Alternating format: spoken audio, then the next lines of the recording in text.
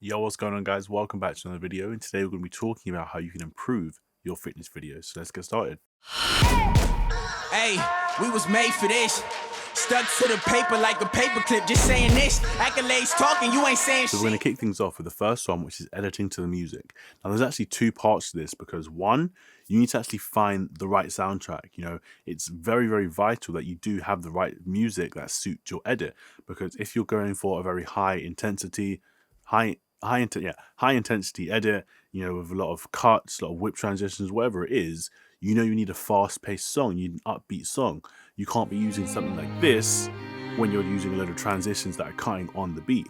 It just won't match and it will look very uneasy for the viewer.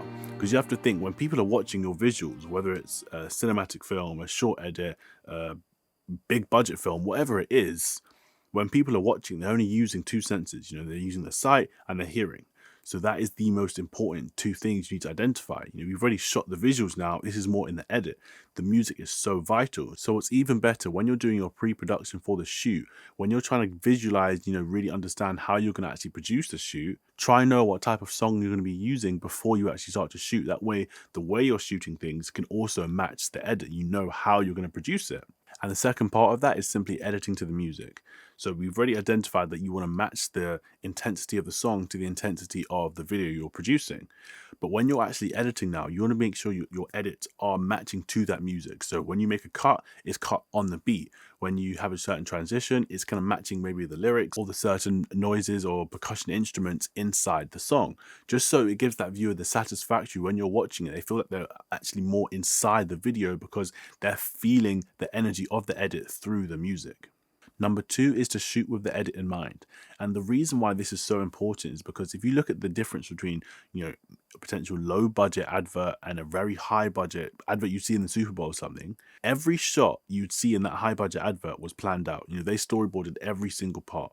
Even if there's not an actual story behind it, they're planning every single shot because they know exactly how they want it to look before they've even turned on the camera. But a lot of the times, when we first start shooting, we just think, okay, let's just rock up with a camera, we'll start shooting, we'll capture, and we'll make it something happen in post. If you want to get that high level content, you have to make that shift of actually starting to pre-plan your shoot, starting to have a story in mind. Even there's not like any characters or things that actually tell a story, but start to pre-plan your shots. What wide shots you getting? What close-up shots you getting?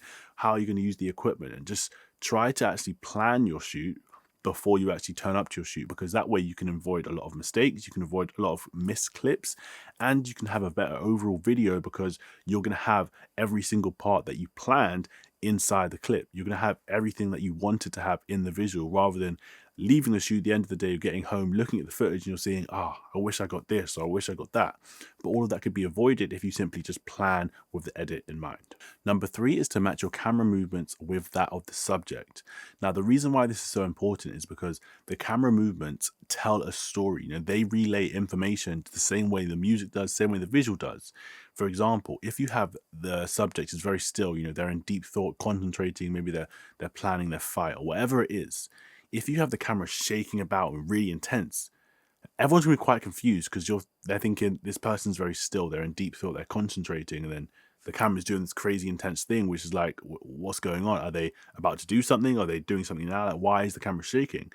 Whereas if if you see someone doing ladder drills or jumping up and down, that's the time where the camera should be moving and it's very intense because it's matching the movements.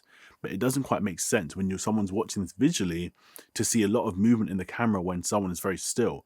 So it's just matching your movement of the camera with that of the subject. So with that, it's not to say every time someone's using a dumbbell or every time someone's sprinting, you need to match every single movement, but try to relay the energy from the subject through the camera. So if they are doing things that are producing a lot of high energy and they're moving very intensely, show that in the camera movement. But in the same way, if they're doing something very still, maybe they're stretching or just they're sitting on their phone, whatever it is, then you should be still. That's when you pull out the gimbal or leave it on a tripod or a dolly or just something where it's very slow moving and very still to match the pace of the subject. I know you fell for that one.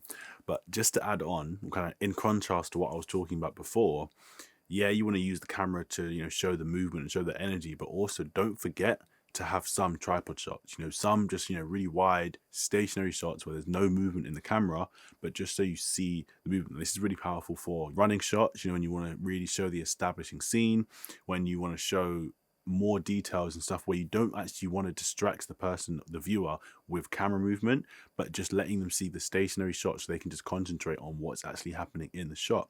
Because if you look at a lot of Hollywood and big budget films, a lot of the time the camera is on a tripod. Yeah, sometimes on a dolly, gimbal, etc., but a lot of the time it's literally just on a tripod, and you can just see no movement. You see what's happening in the action, you see the actors or whatever's happening in the film, but there's no camera movement at all. You're just seeing a stationary shot.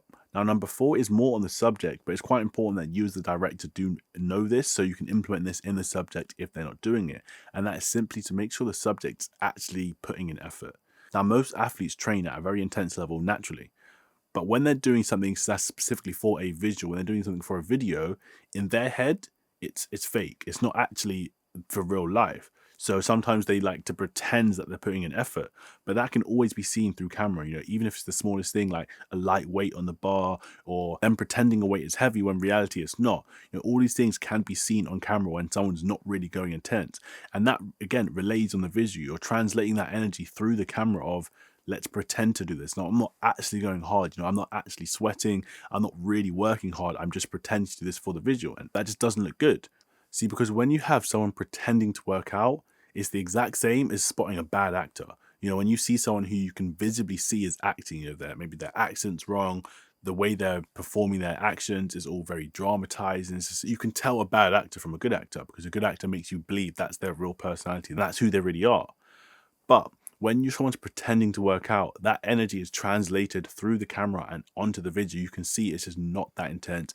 It's fake and it doesn't look very good. So make sure you're telling your subject to really put the work in and make it seem as real as possible.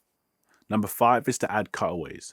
Now, cutaways are essentially B-roll. It's just something to supplement your footage to help show the viewer where the subject is, what they're doing, the equipment they're using, and just get them a real establishing view of what's going on in the edit.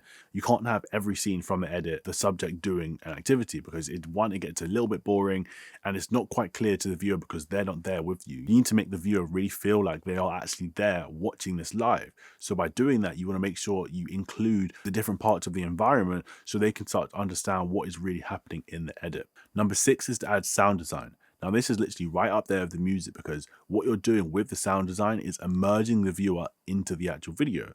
Now, it could be fake, it could be real, whatever it is, just make sure you add sound design, because when the viewer is watching this, you want to make them really feel like they're watching this live. So you want to make them feel like they are actually there with you. So if that's when someone's running, you're adding in the footsteps. When someone's using a battle rope, you're adding the rope slamming the floor. Or even if it's simple things like the person out of breath, breathing heavily, whatever it is, just make sure you're adding that sound design to add that extra dimension to your visual. So it's not just the music and the video, but it's the music with the sound design, like you're actually there, as well as the video. Lastly is to show tired shots. Now, this is something I see a lot of people miss out on their fitness edits, and it's great showing the person how intense the workout is, but no one really knows how intense it is until you see them heavily out of breath, whether that's them collapsed on the floor, hunched over, heavily breathing. And again, you want to add that with the sound design, but it's just adding those tired shots to show the viewer how intense the workout actually is. So that way you're showing how vigorous this workout was. You're showing the passion they put into this workout, because you can see how tired they are and how dedicated they were to push themselves to that. Just one more time. So number 8, even though I said 7, but 8 is get coverage. Now, coverage essentially is just showing the same clip, the same kind of movement, but with multiple angles. So get a wide shot, medium shot, and a close-up shot of the exact same movement. Obviously get them to do it over and over again, but get the different angles of the same shot so you can cut it all together. Because when you do this, you're allowing the viewer to see this in different angles, which is going to show different parts of it. You're highlighting points that are more intense, you're highlighting points that maybe you need to focus on, but you're just letting the viewer really experience that they're actually there watching it live. As I said, that's the main thing of making something so cinematic. Because when you go to the cinema, when watch a big budget film, a good film makes you feel like you're actually there. It makes you feel like you're immersed in the film. You forget everything around you that's happening because you're so immersed in the film. So you want to do every single thing you can do to make your videos, make your projects do that exact same thing. So get coverage, different angles of the exact same thing, so you can cut it all together to like one movement, just like this. So just to get coverage. So if you start to implement these 7 tips, I can almost guarantee that you are going to improve your video quality. And that's what it's all about, just continuing to learn, continuing to improve until, you reach the goal where you want to be. And even then, you want to still keep improving, keep learning new things so you can continue to strive and become a better filmmaker. And that's it. So if you've enjoyed or got any value from this video, I'd really appreciate if you could drop a like down below. I mean, you could subscribe, but I'll leave that decision up to you. That all being said, I'm out. We can take this outside.